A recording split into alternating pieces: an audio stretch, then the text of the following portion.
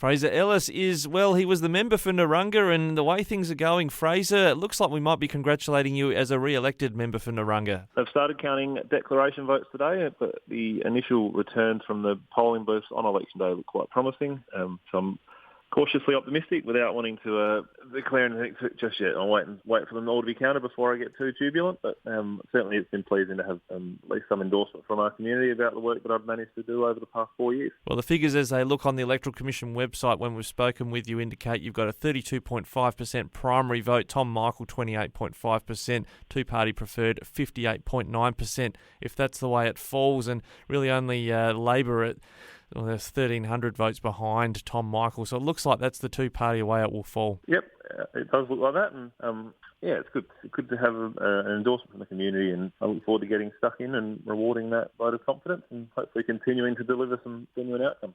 Now, I've got to ask you just to put this out there about, you're an independent now, you're not a member of the Liberal Party. The Liberals got a fair shellacking across the board and even in regional areas getting knocked over by independents. How do you see your relationship as a crossbencher with both the major parties into this next parliament? Well, I'd like to think I'd be able to work collaboratively with both parties. Obviously, I've got a large number of friends still in the Liberal Party who I'm looking forward to seeing again, but also I've shown that I can work with the Labor Party as well, and previously done it, including to put a regional representative on the transition committee so that we had a regional voice, and also delaying the mining bill so that we could engage in further consultation. So a couple of examples of working with them previous, and I look forward to continuing and building on that relationship. Yeah, with that mining one, it was a hot topic in your electorate going into the state election. Is there more you're going to be able to do on that front? I mean, the crossbench is kind of sidelined now that there's a majority government by the Labor Party. Are you confident, even though they supported your inquiry, that they might follow up on those recommendations from the Select Committee? Well, I'll certainly be putting forward the recommendations as the private members' bill, and it will be up to both parties as to whether they support that. I certainly would like to think that they would, considering it was a multi-partisan Select Committee that formed those recommendations. There were 2 members of the Labor Party as well as 2 members of the Liberal Party, and I'll certainly be putting it forward on behalf of the community and hoping to gain majority support from the Chamber. Well, we get straight on with business. There's not really any rest for us when it comes to politics because there's a federal budget next Tuesday, and the RAA has highlighted some things they've been advocating for.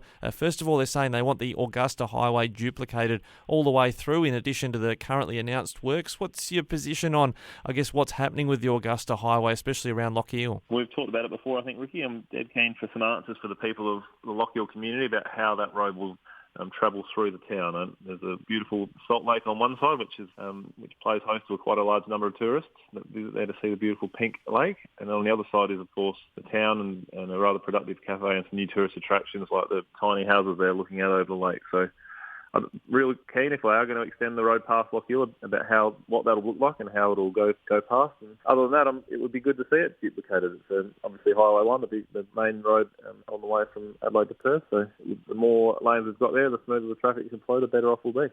Yeah, and we're seeing a lot more beat triples on those major roads as well. So the more that we have those separated away from oncoming traffic, the better as well. Yeah, absolutely. It's only going to increase in traffic, and particularly as Western Australia finally starts to open up to the rest of the world. It'll be a good project to get on the way if they decide to fund it. But I just wanted some answers from the bureaucrats about what it's going to look like through the town of Lochiel. Now, on the federal budget call from the RAA, they're also wanting federal funds thrown at more overtaking lanes for the Copper Coast Highway. I guess you'd be happy to see it if it happened. Absolutely.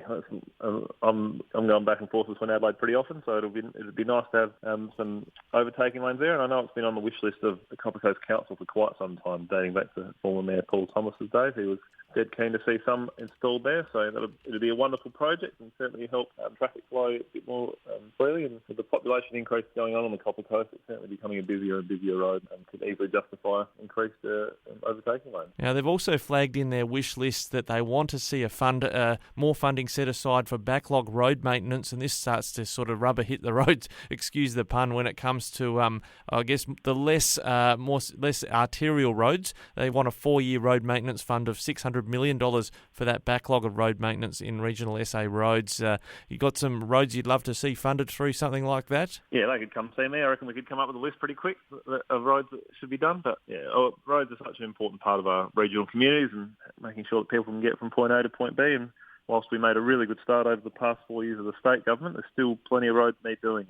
It'd be wonderful to see some more funds injected into them, and hopefully we can get some of that 600 mil if they deliver it and spent right here on the peninsula. Yeah, well, I also mentioned as well, one of the target roads of that 600 million would be the Owen Road. I guess that's a road some members of your electorate would be using from time to time. Yep, it was right on the border of the old seat of Narunga, and we got quite a large number of complaints about that. And having driven it on myself, I know it's a real shocker. So that'd be money well spent, and in addition to quite a number of other ones. Butte to Port Broughton is well overdue for a fix. Middleton to Port Vincent would be a wonderful use of money. And although it's a council road, I'm really desperate to see North Coast Road right down the bottom of the peninsula, see sealed to protect those houses that live right, for those people that live right next to that, from all the dust and all the traffic. And I must say, when I drove back from that election forum that you and I were at in Maitland, I was heading back to the Barossa. So, like all roads in South Australia seem to lead to Adelaide, but trying to cross laterally, I was on that Owen Road, and then it sort of just stopped and became a dirt road. It was it's frustrating that we don't have those lateral sort of networks for freight. It's all got to go in and out of the city. Yep, there's plenty of work to do, and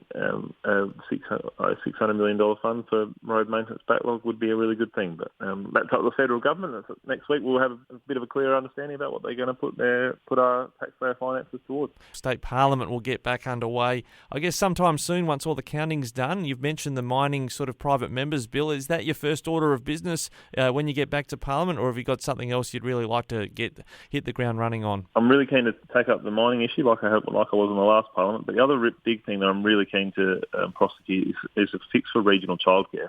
There was a story in the Tiser only today or yesterday about how the Yorke Peninsula is one of the real black spots when it comes to regional childcare, and having worked with a number of groups up and down the peninsula, as well as people from across the state, I know there's a desperate need for more options, and ultimately it's impossible to have a vibrant community when you haven't got any kids running around in it. So I'm really keen to try and find a fix for a gap in the market where the private providers can't seem to justify opening up childcare centres in regional SA, and that's something else I'm really keen to get stuck into straight away.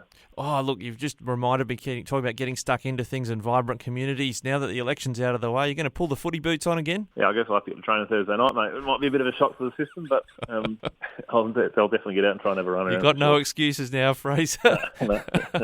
Thanks for joining us again on Flow. Congratulations, I think it's fair to say, in advance, and we'll catch you again soon. Thanks for the call.